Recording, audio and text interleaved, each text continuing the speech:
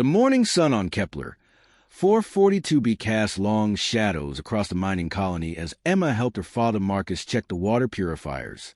She was only 8 years old, but already knew how to read the basic meters and warning lights that kept their small world running. The colony had been quiet for weeks, with most of the miners focused on a newer deposit they had found deep in the northern mountains. Emma liked the quiet mornings best.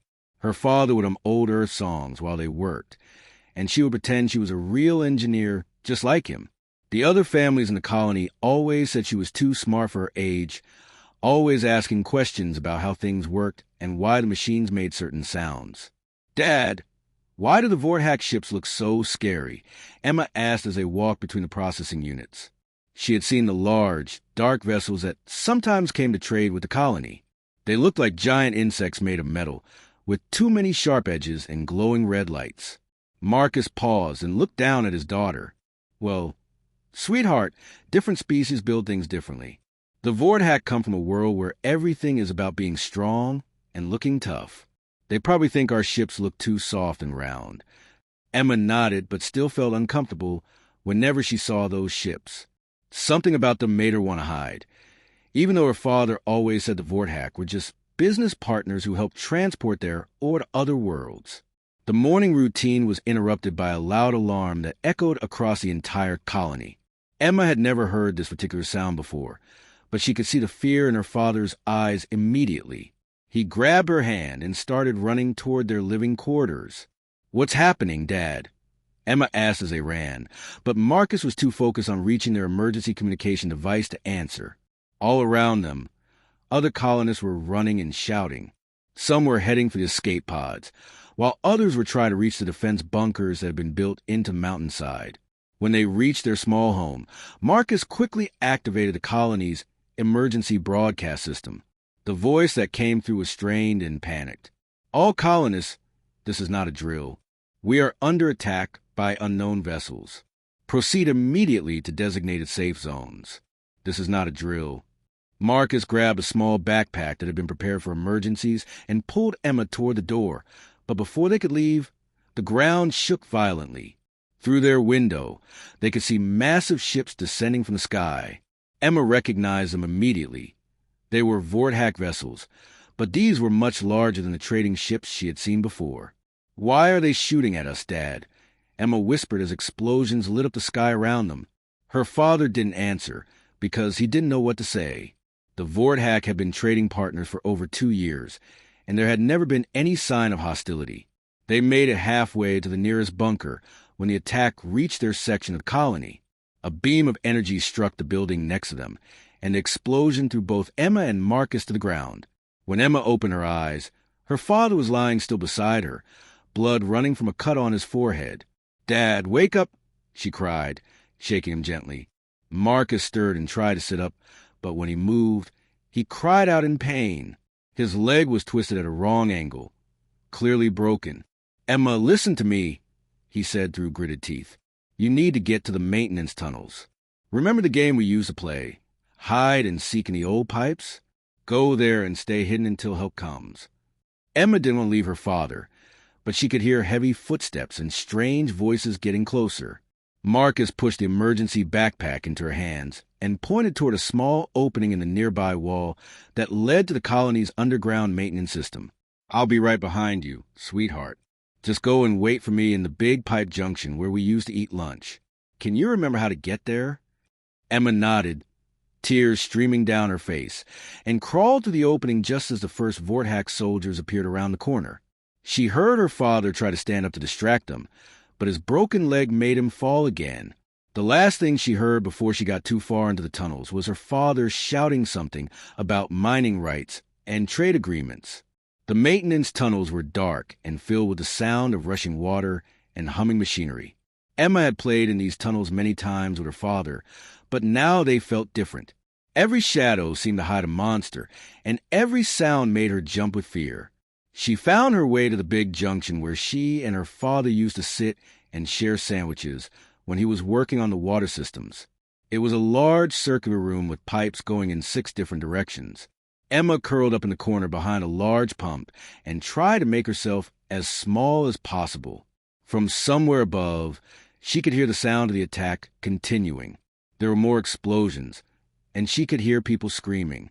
Sometimes she heard the heavy footsteps of the Vorthak soldiers moving through the colony above her head. Emma waited for what felt like hours, but her father never came. She kept listening for his voice or his familiar footsteps, but all she heard were the alien sound of the attackers and the mechanical noises of the pumps around her. Unknown to Emma, she was not alone in the tunnels. Crag had been exploring the colony's lower levels when the attack began. He was a Fenrisian, standing nearly 8 feet tall with thick gray fur and eyes that glowed yellow in the dark. His people looked like a cross between wolves and bears, with powerful muscles and sharp claws, but they were intelligent and could speak many languages. Crag had been working with the Vorthak for several months, believing they were an honorable mercenary group that helped settle disputes between colonies. His job was to provide security and to make sure that trading negotiations went smoothly. The Vorthak had told him that some human colonies were refusing to pay their debts and that they needed to collect what was owed to them. But as Crag moved through the tunnels, he began to realize that this was not a debt collection mission. He could hear the Vorthak soldiers above talking about capturing humans and selling them in the slave market to the outer systems. This was not honorable business. This was raiding and kidnapping. Crag's enhanced hearing picked up the sound of quiet crying from somewhere ahead in the tunnels. He moved carefully toward the sound, his large form barely fitting through some of the narrower passages. When he reached the junction room, he saw Emma huddle behind the pump, clutching a small backpack and trying not to make any noise. The sight of the terrified human child made something shift inside Crag's chest. In all his years of fighting and working as a mercenary, he had never seen such pure, innocent fear. Emma was not a warrior or a criminal. She was just a small being who wanted her father to come and take her somewhere safe. Crag remained hidden in the shadows, watching as Emma occasionally wiped her eyes and looked hopefully toward each tunnel entrance, waiting for Marcus to appear. The Fenrisian warrior had seen many terrible things in his life, but watching this child hope slowly turn to despair as time passed was somehow worse than any battle he had ever fought. The sound of Vorthak soldiers entering the tunnel system made both Emma and Crag freeze. The soldiers were using scanning equipment to search for hiding colonists, and their heavy boots echoed through the pipes as they got closer to the junction room.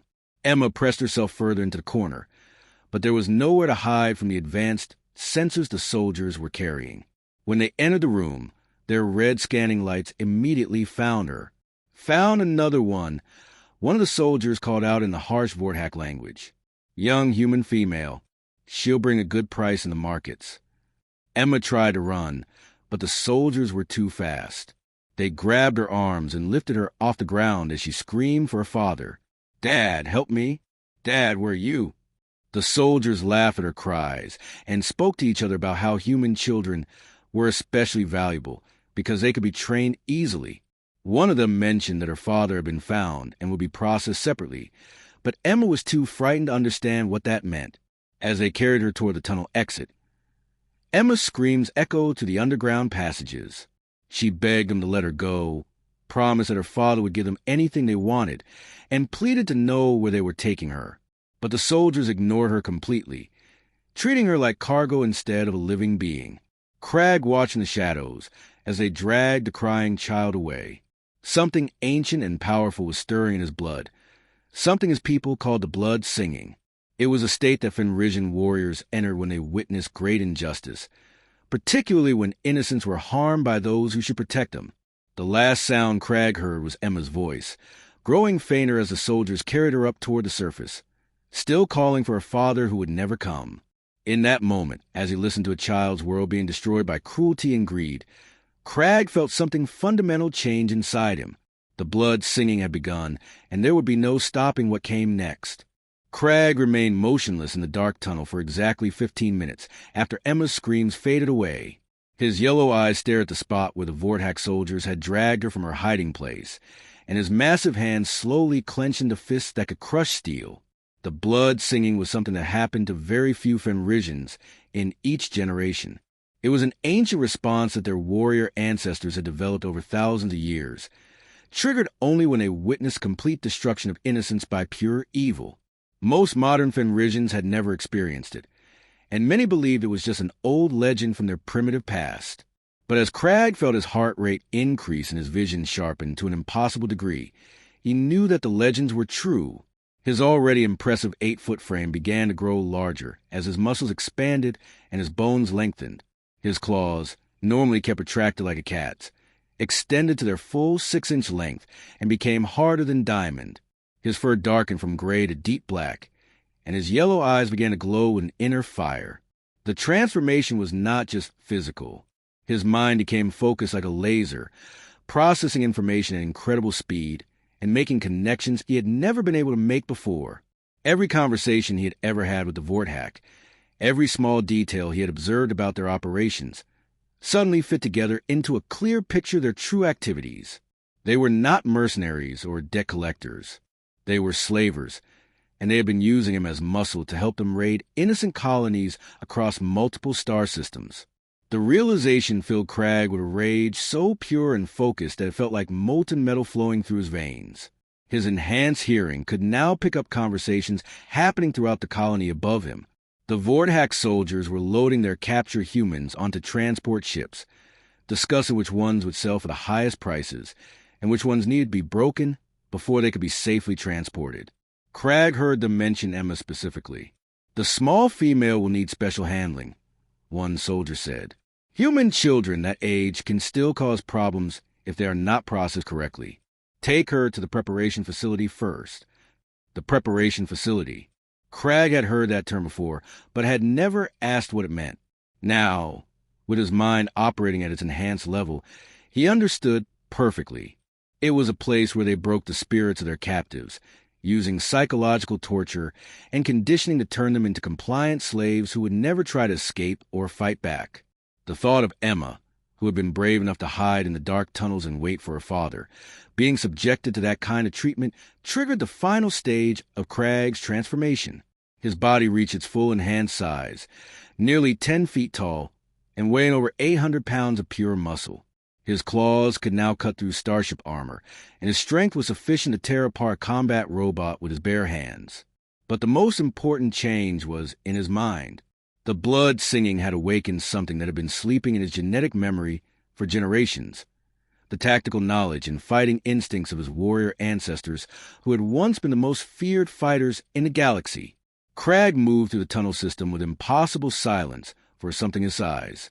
His enhanced senses allowed him to track the movement of every Vorthak soldier in the colony above, and his new tactical awareness showed him exactly how to reach them without being detected. The first soldiers he encountered were guarding a group of human prisoners near the colony's main transport pad. There were 6 Vorthak warriors, all heavily armed and wearing combat armor that could stop most conventional weapons. They never saw Crag coming. He emerged from a maintenance shaft directly behind them, moving so fast that his claws tore through their armor before they could even turn around. The entire fight lasted less than 10 seconds, and when it was over, 6 of the galaxy's most feared warriors lay dead at his feet. The human prisoners stared at Crag in terror, not understanding that he was there to help them. One of them, an older woman named Kate who worked in the colony's medical center, found her voice first. "Please don't hurt us," she whispered. "We don't have anything valuable." Crag looked down at her with his glowing eyes and spoke in perfectly clear human language. "I am not here to hurt you. I am here to stop those who would hurt you. Where have they taken the others?" Kate pointed toward the largest of the Vorthak ships. "Most of them are already loaded on board. They said something about taking us to different places depending on our ages and skills." Crag nodded and began moving toward the ship, but Kate called out to him, "Wait! There's a little girl, Emma. Her father is Marcus, the chief engineer. The soldiers said they were taking her somewhere special first, somewhere they called a preparation facility." The mention of Emma's name caused Crag's eyes to burn even brighter. "Where is this facility?" "I don't know," Kate said, "but I heard them talking about coordinates. They mentioned the Gamma Centauri system." Crag filed this information away and continued toward the Vorthak command ship. He needed to access their communication systems and computer databases to learn everything about their slaving operation. Only then could he plan his next moves effectively. The ship's exterior guards presented no more challenge than the first group had. Craig's enhanced speed and strength made him virtually unstoppable against opponents who were not expecting to face a Fenrisian berserker. He carved through their defensive positions like a force of nature, leaving destruction in his wake. Inside the ship, he found the main computer terminal and used his claws to interface directly with the system. His enhanced mind processed the data streams at incredible speed, downloading terabytes of information about the Vorthack slaving network in just minutes. What he discovered was far worse than he had imagined. The Vorthack had been systematically raiding colonies across 12 different star systems for over 3 years. They had captured and enslaved over 200,000 sentient beings, including humans, and had sold them to buyers throughout the galaxy. Emma was not just another victim. She was part of a specific order from a buyer who specialized in young humans. The buyer had paid extra to have her processed at a facility that would break her spirit completely before delivery. The facility used advanced psychological techniques that left no physical marks but destroyed the victim's will to resist or escape. The processing typically took between 2 and 4 weeks, depending on the subject's initial resistance level. Children Emma's age usually took the full 4 weeks because their natural hope and resilience made them harder to break than adults. Craig's claws dug deep gouges in the metal console as he read these details. The blood singing reached a new level of intensity, and he could feel his body temperature rising as his metabolism increased to support his enhanced physical state. But the data also provided him with exactly what he needed to begin his hunt. The facility's location, its security measures, the shipping schedules for processed slaves, and most importantly, the names and locations of every major player in the Vorthack slaving network. As Craig finished downloading the information, alarms began sounding throughout the ship. The other Vorthack soldiers had discovered the bodies of their comrades and were now searching for the intruder. Craig could hear them organizing search teams and setting up defensive positions. He emerged from a computer room to find 20 heavily armed Vorthack soldiers waiting for him in the ship's main corridor. They opened fire immediately, filling the narrow space with energy beams that could have melted through a tank's armor.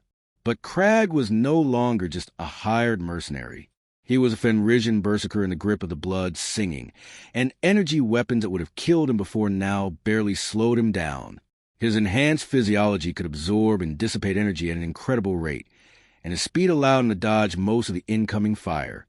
He moved through their defensive line like a living weapon, his claws tearing through armor and weapons with equal ease. The soldiers who had been confident in their superior numbers and firepower found themselves facing something they had never encountered before, a warrior who fought not for money or territory, but for justice itself. When the fight was over, Craig stood alone in the corridor surrounded by the wreckage of what had once been the Vorthack's most elite combat unit. His black fur was singed in places from the energy weapons, but he was otherwise unharmed. He made his way to the ship's communication array and sent out a message on all Vorthack frequencies. His voice, now deeper and more resonant due to his transformation, carried across the entire star system. "I am Craig of Fenris," he said in the Vorthack language. "You have made a mistake that will cost you everything. You have harmed an innocent child under my protection, and for this, your entire organization will be destroyed. Release all of your captives immediately, or face the consequences of awakening something you cannot control." The response came quickly from the Vorthack fleet commander. "You are outnumbered and outgunned, beast. Surrender now and we will give you a quick death." Craig's response was to launch himself from the ship's docking bay directly into space. His enhanced physiology allowed him to survive in a vacuum for short periods, and his strength was sufficient to tear through starship hulls with his bare claws. He landed on the hull of the nearest Vorthack vessel and began carving his way inside. The ship's crew panicked as they watched their supposedly impenetrable armor peeling away like paper under his claws. Within minutes, that ship was drifting dead in space. Its crew either fled or fallen to Craig's righteous fury. The blood singing was now in full control, and Craig could feel the ancient warrior spirits of his ancestors guiding his actions. Emma's terrified face remained fixed in his mind, driving him forward with a purpose that transcended his individual existence. He had become something the galaxy had not seen for over 1,000 years, a force of justice that would not stop until every innocent victim was free and every slaver was dead. The hunt for Emma had begun, and nothing in the universe would stand in his way. Crag commandeered the fastest Vorthack pursuit ship from the burning wreckage of the slaver fleet and immediately began tracking the vessel that had taken Emma. The ship's navigation computer showed him the route to the Gamma Centauri system, but the slavers had a significant head start. Every minute that passed meant Emma was getting closer to the processing facility, where they would try to break her spirit. The pursuit ship was designed for speed and combat, with advanced sensors that could track other vessels across multiple star systems. As Crag pushed the engines to their maximum capacity, he used the ship's communication array to monitor Vorthack transmissions across the galaxy. What he heard confirmed his worst fears about the scope of their operation. The Vorthack slaving network was vast and well-organized, with processing facilities in 6 different star systems and buyers throughout the known galaxy. They had been operating for decades, protected by corrupt officials and hidden by legitimate business fronts. The facility where Emma was being taken was just one small part of a massive criminal empire that had destroyed millions of lives. But Crag also learned something else from the intercepted communications. Word of his attack on the colony was spreading quickly through criminal networks, and bounties were being placed on his head. The Vorthack Empire had mobilized 3 full battlecruisers to hunt him down, each one carrying enough firepower to destroy a small moon. The criminals thought they were dealing with a rogue employee who had betrayed his employers for money or revenge. They had no understanding of what the blood singing meant or what had turned Crag into. They expected him to run and hide like any other fugitive, not realizing that he would never stop hunting them until every last slaver was dead. 2 days into his pursuit, Crag's sensors detected another ship following the same route toward Gamma Centauri.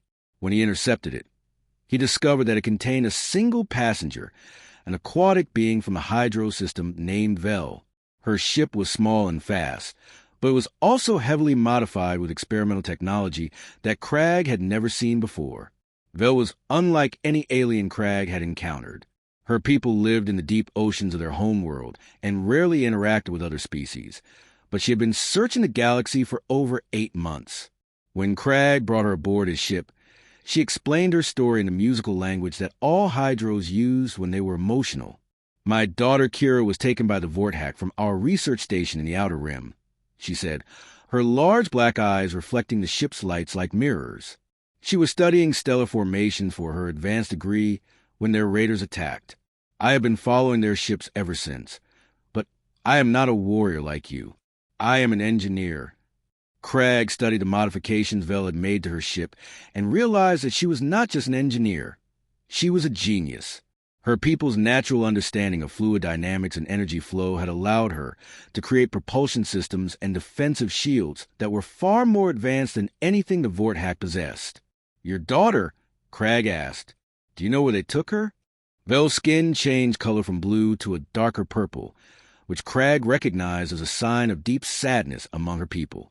"The same facility where they are taking your human child. The Vorthack specialize their processing based on species.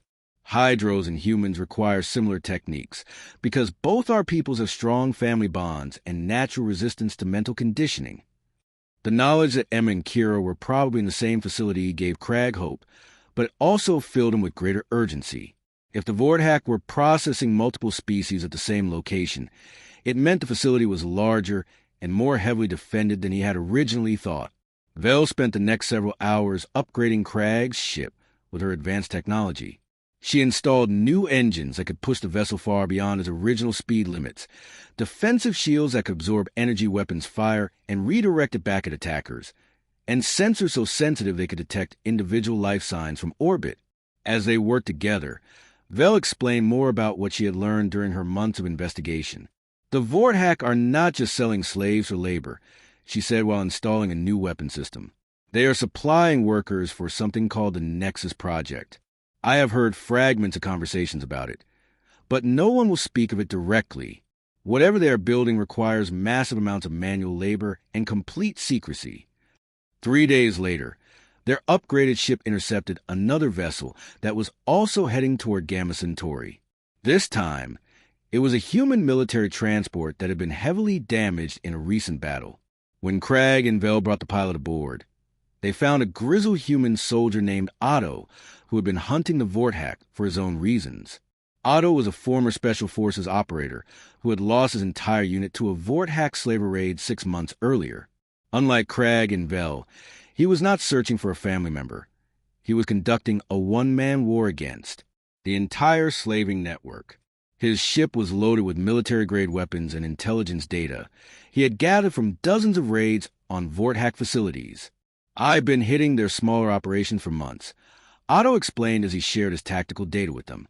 "But every time I destroy one facility, 3 more pop up somewhere else. The network is too big for one person to handle, even with military training and advanced weapons." Otto's intelligence files contained detailed information about Vorthak military tactics, security procedures, and facility layouts. More importantly, he had discovered the true purpose of the Nexus project through interrogating captured slavers. "They're building a weapon," he said, his weathered face grim with the implications. "Not just any weapon. Something capable of destroying entire star systems. The Galactic Council has been secretly funding the project through shell companies and front organizations. They plan to use it to eliminate any species or star system that refuses to submit to their authority." The revelation hit all 3 of them like a physical blow.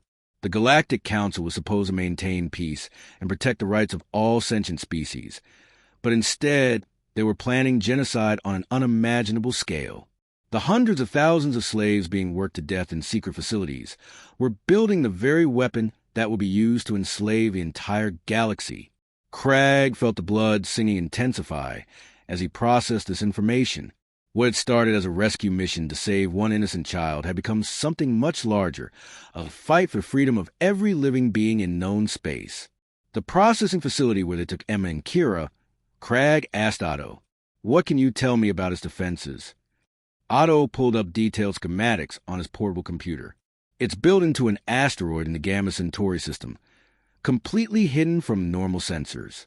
The facility processes about 500 prisoners at a time, using psychological conditioning techniques that leave no physical evidence. The whole operation is run by a Vorthak commander named Vex, who specializes in breaking the spirits of young prisoners."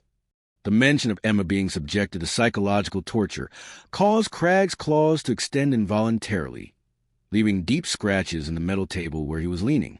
Vel noticed his reaction and placed one of her webbed hands on his massive arm.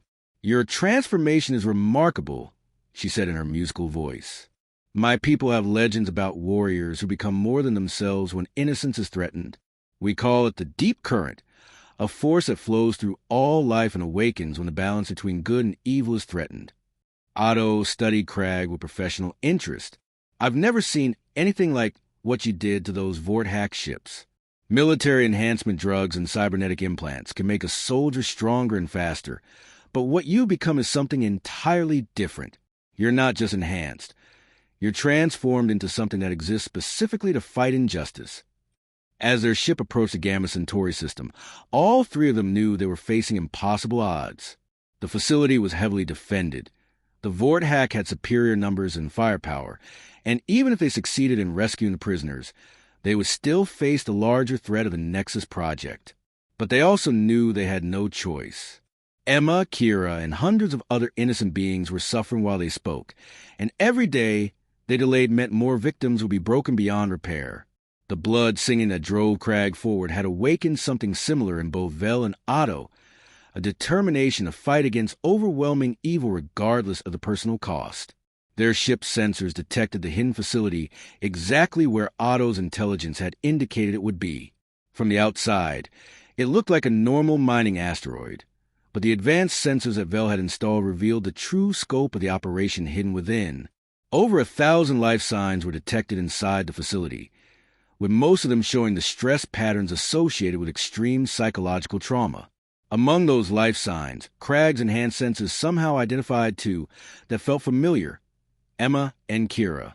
They were still alive, but the readings showed they were under severe psychological stress. The processing had begun, and time was running out. As they prepared for what would likely be a suicide mission against impossible odds, Otto made a suggestion that surprised both the companions. "Before we go in there and probably get ourselves killed, we should send out a message to every ship in the galaxy. Tell them what we've discovered about the Nexus Project and the Galactic Council's involvement. Even if we fail to rescue the prisoners, maybe someone else will be able to stop the larger conspiracy. Vel agreed immediately, and even Crag recognized the wisdom in Otto's suggestion. Using the ship's enhanced communication array, they broadcast their evidence about the Nexus Project on all frequencies, ensuring that every government, military organization, and independent trader in the galaxy would receive the information. The response was immediate and overwhelming. Within hours, they were receiving messages from rebel groups, independent military units, and even some Galactic Council members who had not been part of the conspiracy. The revelation was causing uprisings and political upheavals across multiple star systems. But none of that would matter if they could not rescue Emma, Kira, and the other prisoners before their spirits were broken forever. The real battle was about to begin. The asteroid processing facility hung in the darkness of space like a cancer, its surface scarred with hidden weapon ports and sensor arrays. Otto's intelligence had been accurate. From the outside, it looked like an abandoned mining operation, but Vel's enhanced sensors revealed the horrifying truth of what lay within its rocky shell. Crag studied the facility's defenses, while Vel made final adjustments to their ship's stealth systems. The Vorthak had built the prison deep inside the asteroid, with multiple layers of security between the surface and the processing chambers where Emma and the other prisoners were being held. Automated defense systems protected the approach routes, while guard stations monitored every possible entry point. The main prisoner processing area is here, Otto said, pointing to a section of his detailed schematics. Intelligence reports suggest they can handle up to 500 subjects at once, using psychological conditioning chambers that operate around the clock. The guards are rotated every 6 hours to prevent them from becoming too familiar with individual prisoners. Vel's skin shifted to a pale green color that indicated deep concentration among her people. "My daughter's life signs are in this section," she said, highlighting an area near the center of the facility. She appears to be in some kind of medical monitoring state. The readings suggest they are using neural conditioning techniques to break down her resistance patterns. Crag's enhanced senses were picking up something that the others could not detect. Even through the asteroid shielding and the vast distance between their ship and facility, he could somehow sense Emma's presence. The blood singing had created a connection between them that transcended normal physical limitations, and what he sensed filled him with both hope and rage. Emma was still fighting. Despite everything the Vorthak had done to her, despite being separated from her father and subjected to psychological torture, the 8-year-old human girl was still resisting their attempts to break her spirit. Crag could feel her courage like a small flame burning in the darkness, refusing to be extinguished no matter how much pressure was applied to it. "She is still strong," Crag said, his voice carrying a note of pride that surprised her companions. "The human child has not been broken. Her spirit burns as bright as ever." Otto looked at Crag with curiosity. "How can you possibly know that from here?" The facility's shielding blocks all detailed sensor readings. Crag touched his chest where the blood singing made his heart beat with the rhythm of an ancient war drum. "The transformation has connected me to her in ways I do not fully understand. I can feel her courage, her determination to survive and return to her father. It gives me strength beyond what even the blood singing normally provides." Their approach to the facility required perfect timing and coordination. Vel had developed a plan that would use her advanced technology to mask their ship's approach, while Otto would provide tactical support and security expertise. Crag would be the primary assault force, using his enhanced abilities to tear through the facility's defenses and reach the prisoners before reinforcements could arrive. The first phase of their attack went exactly as planned. Vel's stealth modifications allowed their ship to drift close to the asteroid's surface without triggering any alarms. Otto's knowledge of Vorthak security procedures helped him identify the weakest point in the facility's outer defenses. When Crag launched himself from their ship toward the asteroid surface, his enhanced physiology allowed him to survive the short journey through space. Crag's claws tore through the asteroid's outer shell like it was made of soft clay rather than solid rock. His enhanced strength was now so great that materials that would normally require industrial cutting tools simply crumbled under his assault. Within minutes, He had carved a passage large enough for Vel and Otto to follow him into the facility's outer corridors. The first Vorthak guards they encountered never had a chance to raise an alarm. Crag moved through their defensive positions with the fluid grace of a natural predator, his claws finding the weak points in their armor with surgical precision. Otto followed behind him, securing weapons and communication equipment, while Vel used her technical skills to disable security systems and surveillance networks. The prisoner processing area is 3 levels down, Otto whispered as they moved through corridors lined with monitoring equipment and guard stations. We need to reach the central chamber before they realize we're here and start executing prisoners to prevent rescue attempts. But as they descended deeper into the facility, it became clear that their stealth approach had been discovered. Alarms began sounding throughout the complex, and automated defensive systems activated to seal off sections and channel intruders into kill zones. The Vorthak commander in charge of the facility was implementing emergency protocols designed to protect their valuable prisoner processing operation. Crag's enhanced hearing picked up the sound of guards moving to defensive positions throughout the facility. More concerning, he could hear orders being given to accelerate the processing of high-value prisoners. They were going to try to break Emma and the others quickly before any rescue could succeed. "They know we are here," Crag said, his eyes glowing brighter with the intensity of the blood singing. "We must move faster." What followed was a running battle through the facility's corridors as Crag led his companions toward the prisoner processing center. The Vorthak had turned their prison into a fortress, with automated weapon systems and heavily armed guard units protecting every approach route. But they had not prepared for an assault by a Fenrisian berserker in the grip of righteous fury. Crag tore through their defenses like a force of nature. Energy weapons that should have killed him were absorbed by his enhanced physiology and converted into additional strength and speed. Blast doors that could withstand starship weapons crumpled under his claws like paper. Guard units that had been trained to handle prison riots and escape attempts found themselves facing something they had never encountered, a warrior who fought not for money or territory, but for protection of innocence itself. Vel and Otto struggled to keep up with Crag's assault, but their skills proved invaluable when it came to dealing with the facility's technical systems. Vel's understanding of energy flow allowed her to disable power systems and redirect defensive weapons against their own operators. Otto's military training helped him coordinate their movement and ensure they did not become separated in the maze-like facility. When they finally reached the prisoner processing center, what they found was worse than any of them had imagined. The chamber was a vast, underground space filled with individual conditioning cells, each one designed to break down a prisoner's psychological resistance through carefully controlled sensory deprivation and neural manipulation. Hundreds of beings from dozens of different species were trapped in the conditioning cells, their minds being systematically destroyed by machines that left no physical marks but devastated their ability to think independently or resist authority. The Vorthak had turned psychological torture into an industrial process, with efficiency ratings and production quotas for broken spirits. Crag's enhanced senses immediately located Emma's cell near the center of the processing floor. She was unconscious, connected to neural conditioning equipment that was trying to rewrite her basic personality patterns. But even in her unconscious state, Crag could sense that she was still fighting the process, her human spirit refusing to surrender despite everything being done to her.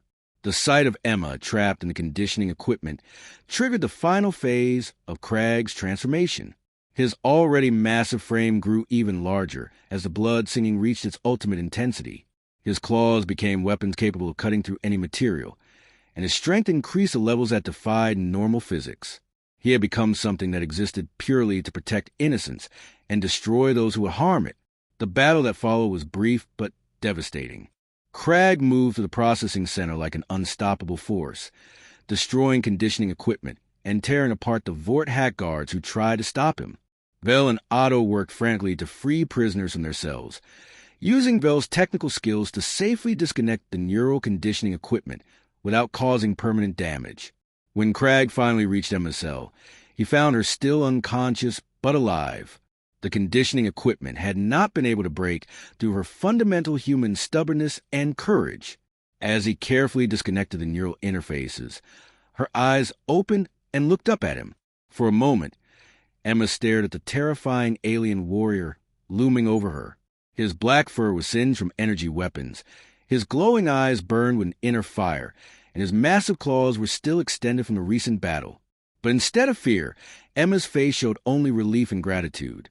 "I knew someone would come," she whispered, her voice weak but filled with unbroken determination. "I knew my dad would find a way to send help."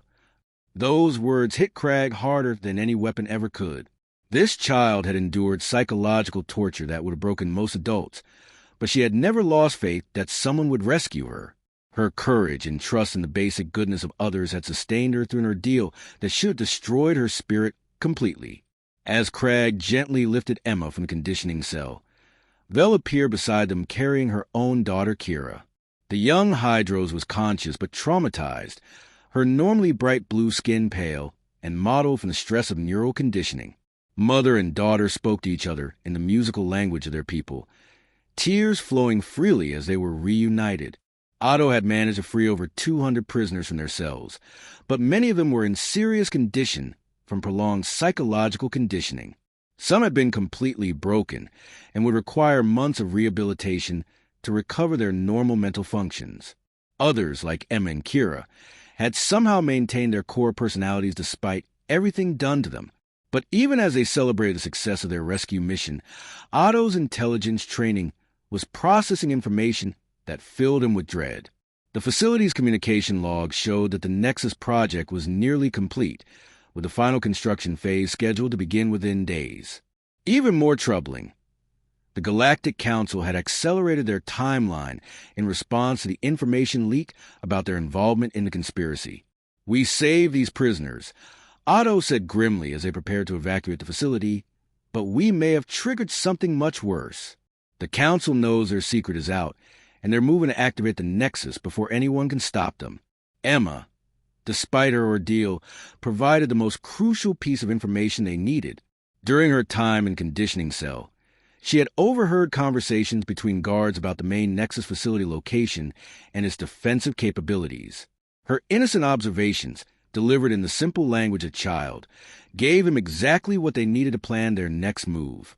The rescue had succeeded, but the real war was just beginning.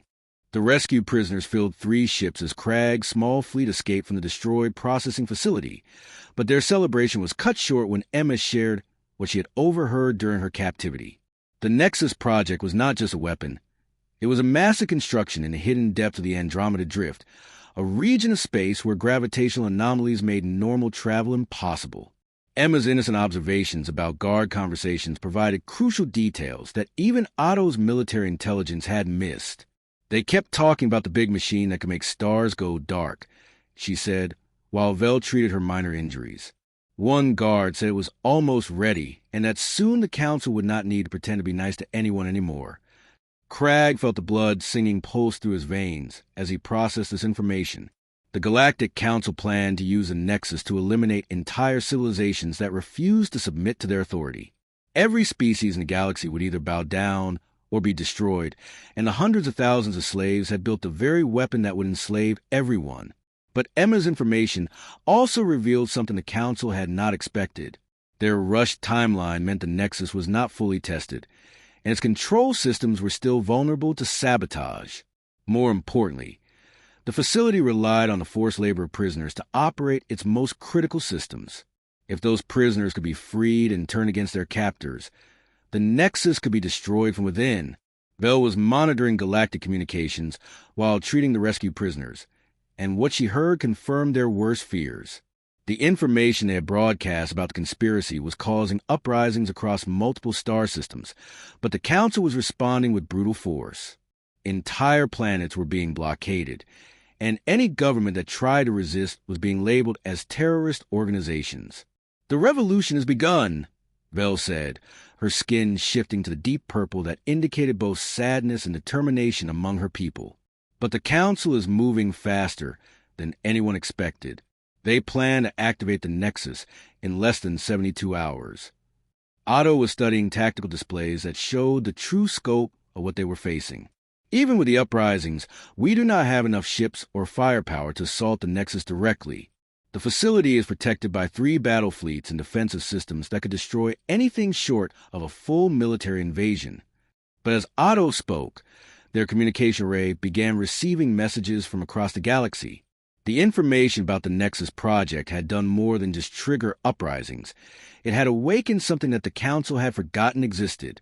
Independent traders, rebel groups, reformed pirates, and even some military units that refused to follow corrupt orders were all converging on their location. The first ship to arrive was commanded by Captain Rex, a human trader who had lost his entire family to Vorthax slavers 2 years earlier. His vessel was small but heavily armed, and his crew included survivors from a dozen different species who had all suffered under the Council's hidden policies. "We got your message about the Star Killer weapon," Rex said when he came aboard Crag's ship.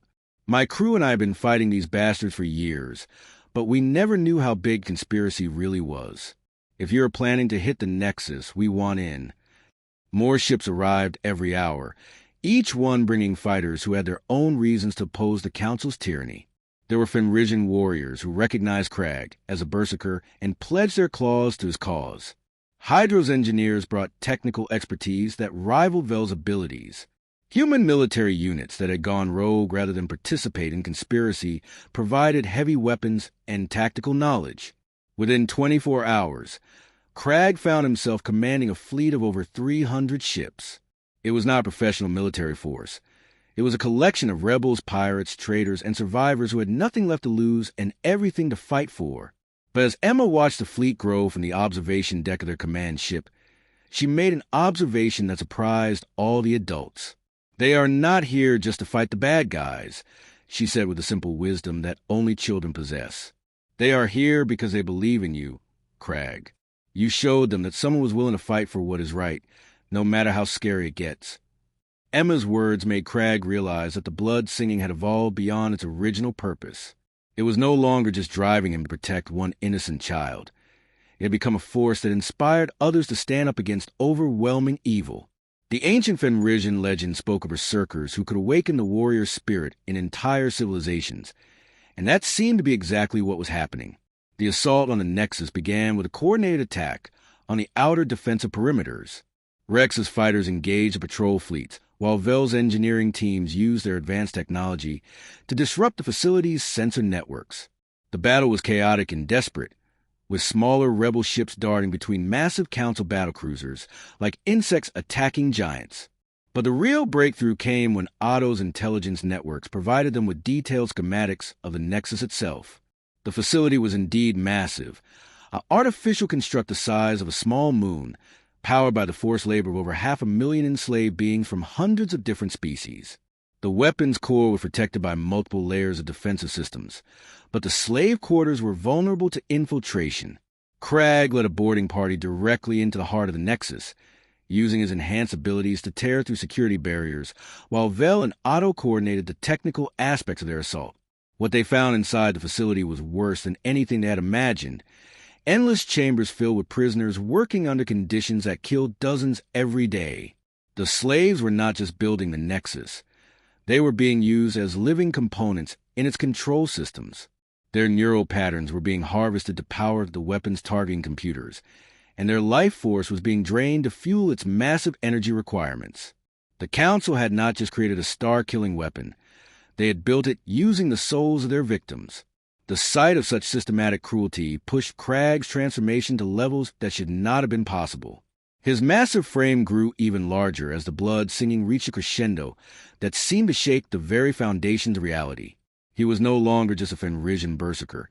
He had become something that existed purely to right the greatest wrongs and protect the most innocent. The battle inside the Nexus became a running fight through corridors filled with automated defenses and Council security forces. But as Crag and his team freed more prisoners, the facility's slaves began to turn against their captors. Species that have been enemies for generations worked together to sabotage the weapon systems, while engineers who have been forced to build the Nexus now used their knowledge to destroy it. Emma proved to be crucial to their success in ways that none of the adults had expected. Her small size allowed her to access maintenance tunnels that were too narrow for the adult fighters, and her innocent appearance let her move through areas where armed rebels would have been stopped immediately. More importantly, her courage inspired the other child prisoners to resist their captors and help with the sabotage efforts. The climactic moment came when Crag faced Commander Vex, the Vorthak leader who had been in charge of processing Emma and the other prisoners. Vex was larger and more heavily armed than any opponent Crag had faced before, and the chamber where they fought was filled with control systems that operated the Nexus weapon. Their battle was not just physical. It was a confrontation between two completely different philosophies. Vex fought for the right of the strong to dominate the weak, believing that power justified any action. Crag fought for protection of innocence and the fundamental worth of every living being, regardless of their strength or species. The fight destroyed most of the chamber's control systems, but Vex managed to activate the Nexus weapon before Crag could stop him. A beam of pure destructive energy lanced out toward a nearby star system that was home to billions of innocent beings. For a moment, it seemed that they had failed and that an entire civilization would be destroyed because they had not been fast enough. But Emma, watching from a safe distance, noticed something the adults had missed. The weapon's targeting system was still connected to the neural networks of the enslaved prisoners, and many of those prisoners were now free and fighting against their former captors. She realized that they could turn the Nexus against itself by convincing the freed slaves to redirect its targeting systems. Working with Vel's technical expertise and Otto's tactical knowledge, Emma helped coordinate a massive effort by thousands of freed prisoners to seize control of the Nexus weapon. Instead of destroying an innocent star system, the redirected energy beam turned inward and began tearing the facility apart from within. The destruction of the Nexus triggered a cascade reaction that destroyed the entire Council fleet and sent shockwaves across the galaxy. The corrupt officials who had funded the project were exposed and arrested, while the evidence of their crimes led to a complete restructuring of galactic government. In the aftermath of the battle, as rescue ships evacuated the freed prisoners and rebel fleets celebrated their victory, Crag felt the blood singing finally begin to fade. His massive frame slowly returned to its normal size, and his enhanced abilities diminished to their usual levels. The ancient Fenrisian response had accomplished its purpose. The great wrong had been righted, and innocence was protected. Emma found Crag sitting alone in the observation deck of their ship, looking out at the debris field where the Nexus had once threatened the entire galaxy. She climbed up onto the chair beside him and pulled out a small piece of paper she had been working on during the final battle. It was a drawing made with colored pencils she had found in the ship's supplies. The picture showed a little girl and a big, friendly creature standing together under a sky full of stars. At the bottom, in carefully written letters, she had added the words, "Thank you for saving everyone." Crag accepted the drawing with the solemnity of a knight receiving an honor from his queen. He understood now that the blood singing had not just been about saving Emma. It had been about awakening the galaxy to the truth that even the smallest and most innocent beings could inspire others to greatness. The galaxy was safer, the enslaved were free, and one small human girl had helped prove that courage and compassion were more powerful than any weapon ever built. The stars themselves seemed brighter as their ship headed home, carrying heroes who had learned that fighting for others was the highest calling any warrior could answer.